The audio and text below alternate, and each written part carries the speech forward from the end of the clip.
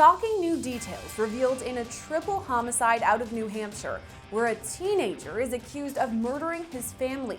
We're now learning the boy initially lied to police, saying someone broke into the home and pulled the trigger. It just comes down to the big three: guns, mental health, and children.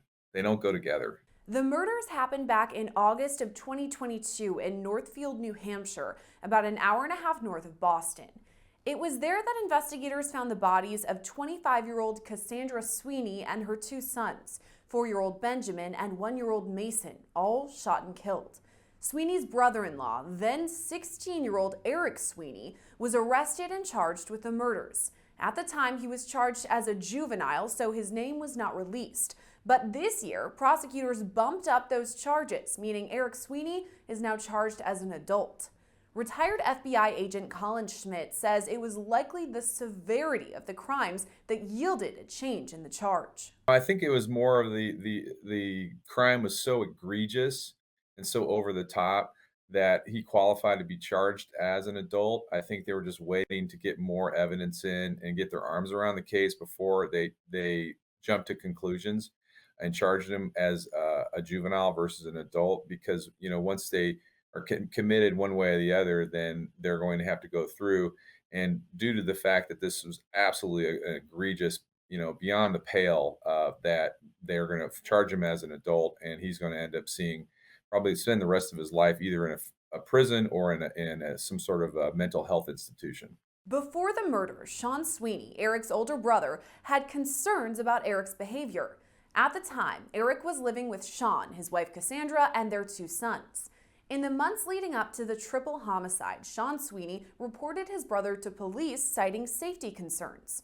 According to a police report, when officials spoke with Eric Sweeney, he, quote, stated he would change his behavior. Investigators told Sean Sweeney to call them again if he ever felt unsafe. What really caught my attention is that he said there was already concerning behavior in his brother. What would you describe concerning behavior as? Do you have any examples of what that could be?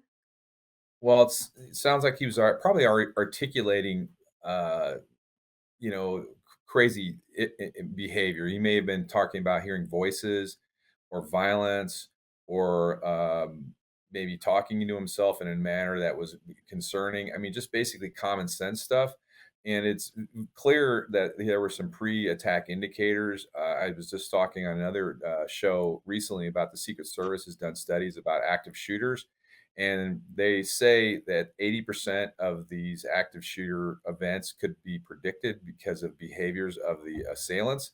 But they're saying that's based upon the information that they have access to.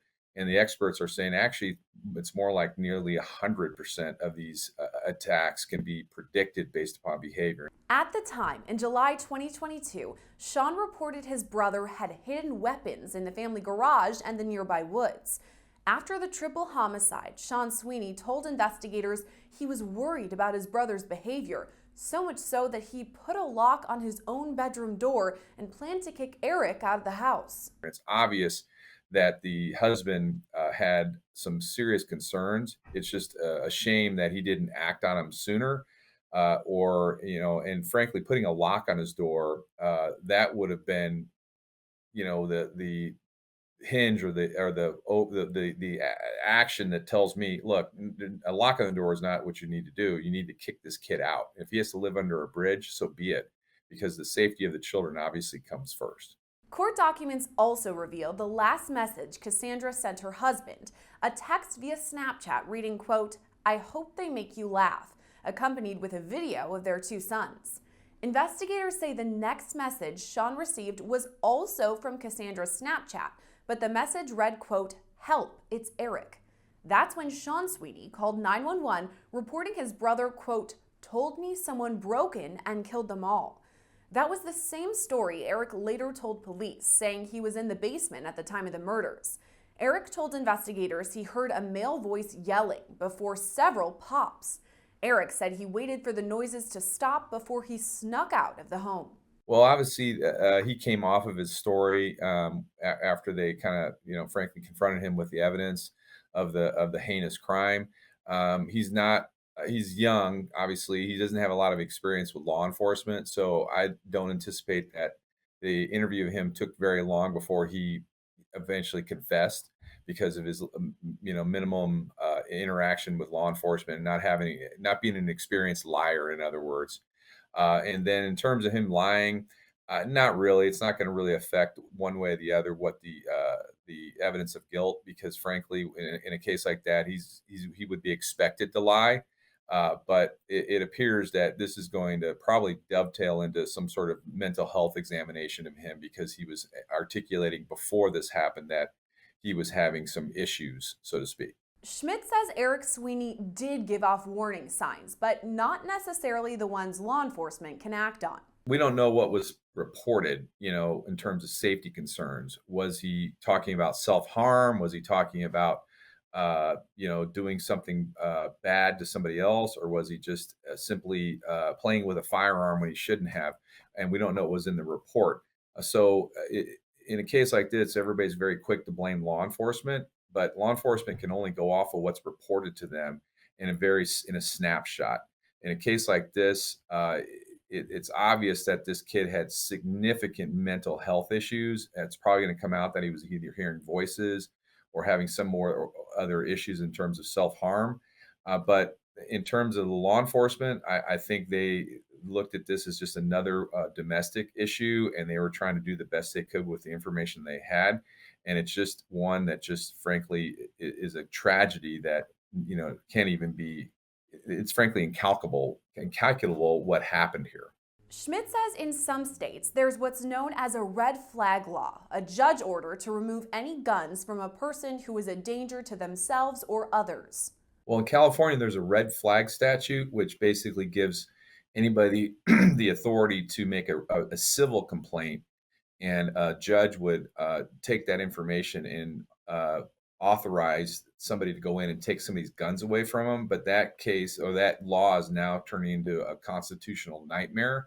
And there's also in California something called 5150, which is basically you can put somebody on a hold if you have information that is a reasonable suspicion that somebody's going to do harm to themselves or somebody else.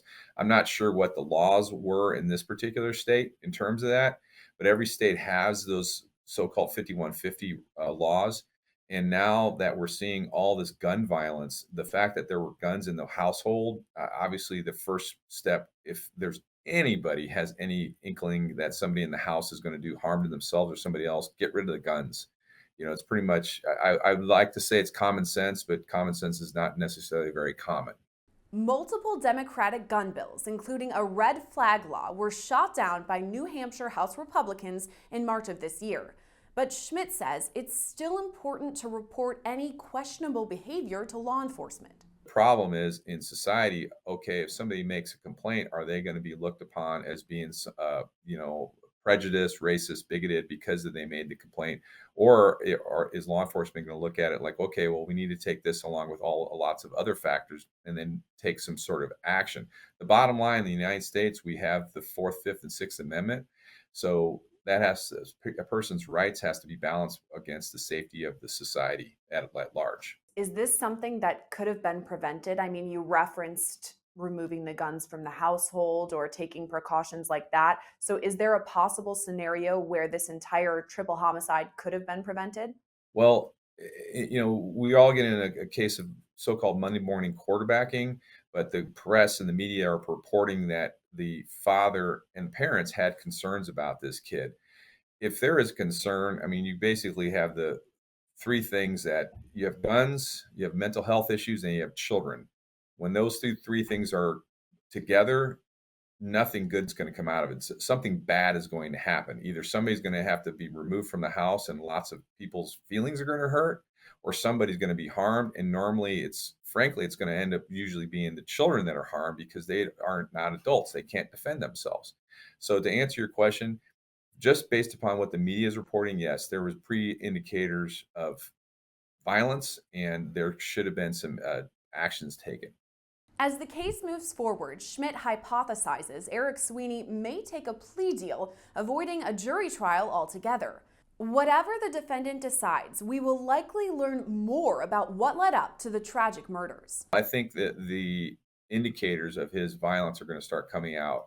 And there was some sort of catalyst that caused him to harm everybody in that house, whether it be jealousy or the small children did something to anger him, or he felt that he wasn't being given the attention that he deserved, or he was just hearing the classic voices in his head that caused this.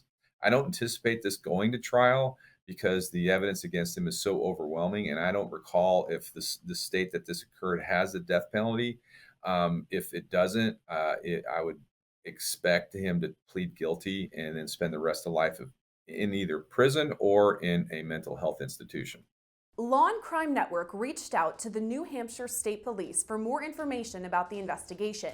An email to booking producer Alyssa Fisher reads in part, quote, "This case is an active prosecution under the authority of the New Hampshire Attorney General's office. Both agencies will be unable to provide any provision for interviews and/or comments at this juncture. New Hampshire does not have the death penalty, meaning if Sweeney is convicted in this case, he faces the possibility of life in prison without parole." Reporting for Law&Crime Network, I'm Sierra Gillespie.